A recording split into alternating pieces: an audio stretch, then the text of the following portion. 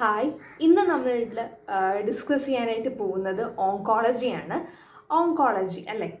So ഈ ഒരു term കേൾക്കുമ്പോൾ നമ്മുടെ മനസ്സിലോട്ട് അത്രയും സന്തോഷം വരുന്ന ഒരു കാര്യമൊന്നും അല്ല ഓർമ്മ വരുന്നത്. ഇഫ് നമ്മളുടെ പോസ്റ്റിംഗ് RCC കഴിഞ്ഞിട്ടുണ്ട് എന്നുണ്ടെങ്കിൽ, അല്ലെങ്കിൽ ഏതെങ്കിലും ഓങ്കോളജി ഡിപ്പാർട്ട്മെൻറ്റിൽ കുറച്ച് ഇപ്പോൾ കീമോതെറാപ്പി മാത്രം ചെയ്യുന്ന ഒരു കീമോതെറാപ്പി ഡേ കെയർ മാത്രം നടത്തുന്ന ഹോസ്പിറ്റലുകളും ഉണ്ട്.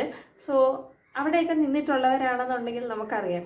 തന്നെ RCC പോസ്റ്റിംഗ് കഴിഞ്ഞിട്ടുള്ളവരാണെന്നുണ്ടെങ്കിൽ കുറച്ച് കാര്യങ്ങൾ അറിയായിരിക്കും അല്ലേ? ഇനി പോസ്റ്റിംഗ് ഉള്ളവരാണെന്നുണ്ടെങ്കിൽ ഇറ്റ്സ് ഫൈൻ. നമ്മൾ കുറേ കാര്യങ്ങൾ ഇവിടുന്ന് പഠിച്ചുകൊണ്ട് പോയി കഴിഞ്ഞാൽ അവിടെ ഉപയോഗപ്പെടും. ഇനി അത് കഴിഞ്ഞ് വന്നവരാണെന്നുണ്ടെങ്കിൽ അവർക്കും നിങ്ങളുടെ ഒരു ബേസിൽ നിന്ന് കുറച്ചും കൂടി നിങ്ങൾക്ക് മനസ്സിലാക്കാനായിട്ട് സാധിക്കും. So moving on. ക്യാൻസർ എന്താണ്? നമ്മുടെ ബോഡിയിൽ നമ്മൾ നോർമലായിട്ടുള്ള സെല്ലുകളുണ്ട് അല്ലേ? ഈ നോർമലായിട്ടുള്ള സെല്ലുകൾക്ക് എന്തെങ്കിലും ഇപ്പോൾ അബ്നോർമലായിട്ട് അങ്ങ് വളരുന്നു എന്നുണ്ടെങ്കിൽ നമുക്ക് പറയാം ക്യാൻസർ സെൽസ് ആണെന്ന്. ഓക്കെ, ഇപ്പം എല്ലാ കാര്യവും നമ്മളൊരു കറക്റ്റായിട്ട് ഇപ്പം തന്നെ സെല്ല് വളരുന്ന കാര്യം വരുമ്പോഴത്തേക്കും സെല്ലുണ്ട്, ഇതൊന്ന് മെച്യൂർ ആവുന്നുണ്ട്, ഒരുപാട് സെല്ലുകളായിട്ട് ഫോം ചെയ്യുകയും ചെയ്യുന്നുണ്ട്. ഇനി വാട്ട് ഇഫ് ആ ഒരു സെല്ല് പ്രോപ്പറായിട്ട് മെച്യൂർ ആവുന്നില്ല, ഇമ്മെച്യൂർ ആവുന്നുണ്ട്. ഇപ്പം നമുക്കറിയാം വലിയൊരു സെല്ലുണ്ട്, ഈ സെല്ലിൽ നിന്ന് 2 സെല്ലുകൾ ഫോം ചെയ്യും. പക്ഷേ ഈ ക്യാൻസർ സെൽസിന് പ്രോപ്പറായിട്ട് മെച്യൂർ ആവുന്നില്ല, 2 എണ്ണം ഫോം ചെയ്യേണ്ടടുത്ത് 10 എണ്ണം ഫോം ചെയ്യുന്നു. വാട്ട്? നല്ലതാണോ? നോ. സോ ഇതാണ് വരുന്നത്. ഇനി നമ്മുടെ നോർമൽ ആയിട്ടുള്ള സെല്ലിന് കുറച്ച് പ്രത്യേകതകളുണ്ട്. ഇതിന് അപ്പോപ്ടോസിസ് എന്ന് പറയുന്ന പ്രത്യേകതയുണ്ട്, അതായത് പ്രോഗ്രാംഡ് സെൽ ഡെത്ത്. ഇനി നമ്മുടെ നോർമൽ ആയിട്ടുള്ള സെല്ലുകളെല്ലാം ഒരിടത്ത് ഇങ്ങനെ അറ്റാച്ച് ചെയ്തിരിക്കുന്നുണ്ട്.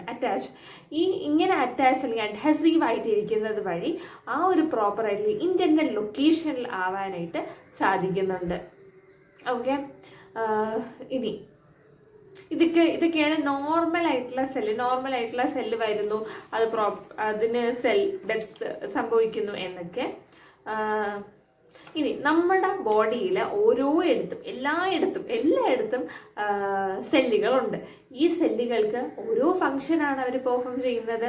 അപ്പം നോർമലായിട്ടുള്ള സെല്ലുകൾ എവിടെയാണ് അത് ഇരിക്കുന്നത് എന്നതിനെ ബേസ് ചെയ്തിട്ട് അത് സ്പെഷ്യലൈസ്ഡ് ആയിട്ടുള്ള സെല്ലുകളായിട്ട് മാറും, അവിടുത്തെ പ്രോപ്പർട്ടിയും കാണിക്കും. ഇപ്പോൾ ഒരു സെല്ലാണ് ബ്രെയിൻ, ഇവിടെ ന്യൂറോൺസ് ആയിട്ട് ആക്ട് ചെയ്യും. നമ്മുടെ ഹാർട്ടിനവിടെ കാർഡിയക് മസിൽസിനകത്ത് അതിൻ്റെതായ ഒരു സ്പെഷ്യലൈസ്ഡ് ഫങ്ഷൻസ് ഉണ്ട്. ഓക്കെ, ഇനി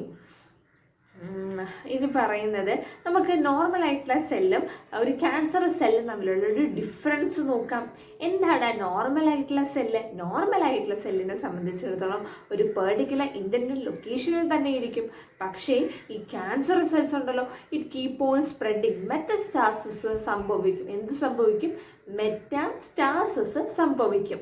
ഇനി ഈ പറയുന്ന നോർമൽ ആയിട്ടുള്ള സെല്ലാണെന്നുണ്ടെങ്കിൽ അത് നോർമൽ ആയിട്ടൊരു സെൽ ഷേപ്പ് ഉണ്ട്, ന്യൂക്ലിയസ് ഒക്കെ സിംഗിൾ ന്യൂക്ലിയസ് ആയിരിക്കും. വേറെ അപ്പുറത്ത് ക്യാൻസർ സെല്ല് വരുമ്പോഴത്തേക്കും സെല്ലിൻ്റെ ഷേപ്പ് തന്നെ അങ്ങ് വേറൊരു ഷേപ്പായിട്ട് മാറും. ന്യൂക്ലിയസ് ഒക്കെ മൾട്ടിപ്പിൾ ന്യൂക്ലിയസ് ആയിരിക്കും. അതിനൊരു പ്രോപ്പർ വെൽ ഡിഫറൻഷിയേറ്റഡ് സൈസ് ഒന്നുമില്ല. പിന്നെ സ്പെഷ്യാലിറ്റി ആൻഡ് മെച്യൂരിറ്റി. നമ്മുടെ നോർമലായിട്ടുള്ള സെല്ല് പ്രോപ്പറായിട്ട് മെച്യൂർ ആവും. വേറസ് നമ്മുടെ ക്യാൻസർ സെൽസ് ആണെങ്കിൽ പ്രോപ്പറായിട്ട് മെച്യൂർ ആവത്തില്ല, അത് ഇമ്മെച്യൂർ ആയിട്ടായിരിക്കും ഇരിക്കുന്നത്. ഇനി ട്യൂമർ സപ്രഷൻ ജീൻസ് ആണെങ്കിൽ നമ്മുടെ നോർമൽ ആയിട്ടുള്ള സെൽസിൽ ഉണ്ട് ട്യൂമർ സപ്രഷൻ ജീൻസ്. ഇത് ക്യാൻസറസ് ആയിട്ടുള്ള സെല്ലിനെ സപ്രസ് ചെയ്യുന്നുണ്ട്. വേറെ അപ്പുറത്ത് എന്ത് പറ്റും? DNA changes the inactive tumour suppression gene cells to uncontrolled cell growth. ഇനി സൈറ്റോപ്ലാസം ആണെങ്കിൽ ലാർജ് സൈറ്റോപ്ലാസം ഉണ്ട്, ഇവിടെ സ്മോൾ പ്ലാസ്മിക് വോളിയം. അതായത് നമുക്കറിയാം നമ്മുടെ ഇപ്പോൾ ഒരു സെല്ലുണ്ട്, ആ സെല്ലിനകത്ത് ന്യൂക്ലിയസ് ഉണ്ട്, ന്യൂക്ലിയസിന് ചുറ്റുമായിട്ട് സൈറ്റോപ്ലാസം ഉണ്ട്. ഓക്കെ, ഈ പറയുന്ന ന്യൂക്ലിയസ് സൈറ്റോപ്ലാസം അല്ലെങ്കിൽ സൈറ്റോപ്ലാസ്മിക് വോളിയം ഡിഫറെൻ്റ് ആണ്. ഇനി ഈ പറയുന്ന ഓക്സിജൻ്റെ കാര്യം, നോർമൽ ആയിട്ടുള്ള സെല്ല് എയറോബിക് റെസ്പിറേഷൻ. സോ ഇതാണ്. ഇപ്പം ട്യൂമർ എന്ന് പറയുന്നത് നമ്മുടെ ബോഡിയിൽ അബ്നോർമൽ ആയിട്ട് ഈ പറയുന്ന സെൽ ഗ്രോത്ത് സംഭവിക്കുകയാണ് ചെയ്യുന്നത്.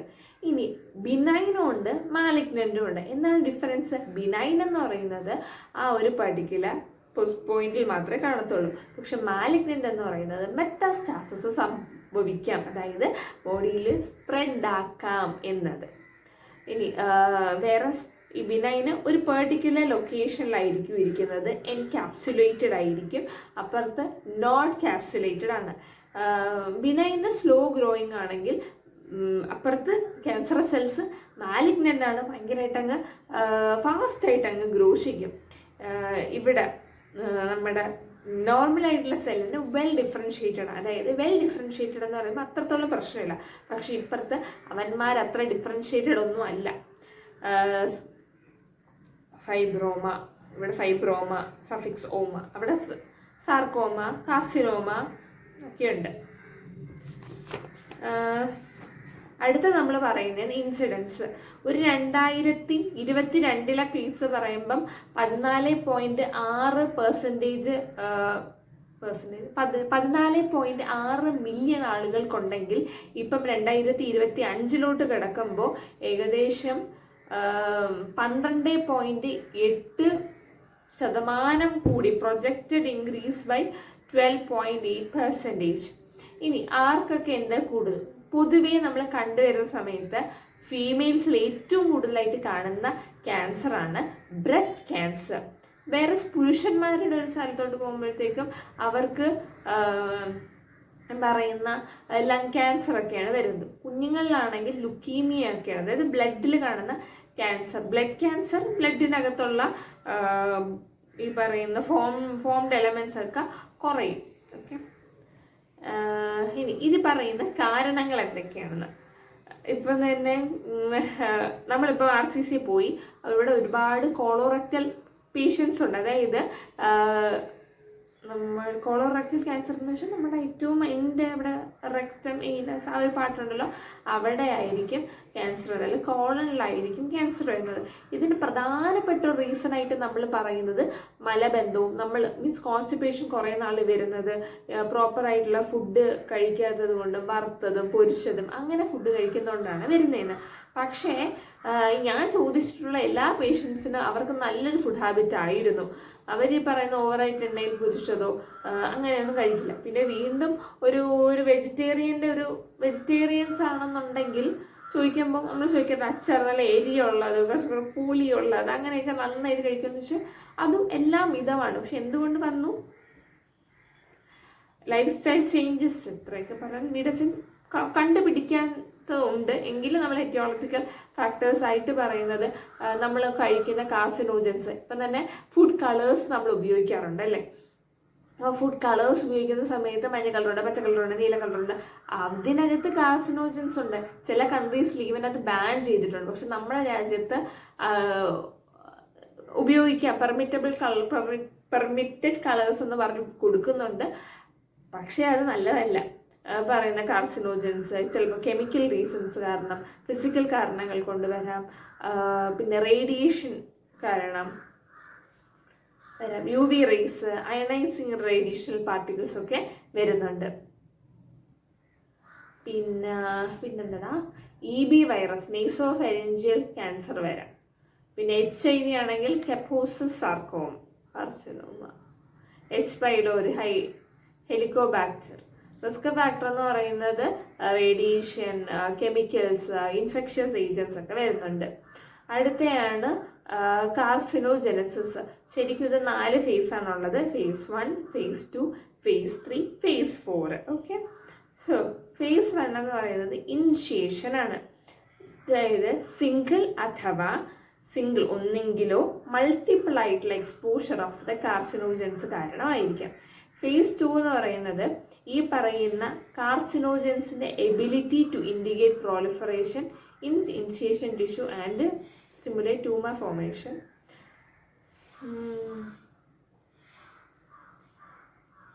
ഇനിഷ്യൽ ടിഷ്യൂസിൽ പ്രോളിഫറേഷൻ ഉണ്ടാക്കാം, ഒരു എബിലിറ്റി അവർക്ക് ഉണ്ടാകുന്നുണ്ട്. ഫേസ് 3 വരുമ്പം normal initiated pre cancerous cells അതായത് pre cancerous cells cancerous cells ആയിട്ട് മാറുന്നുണ്ട് അവിടെ.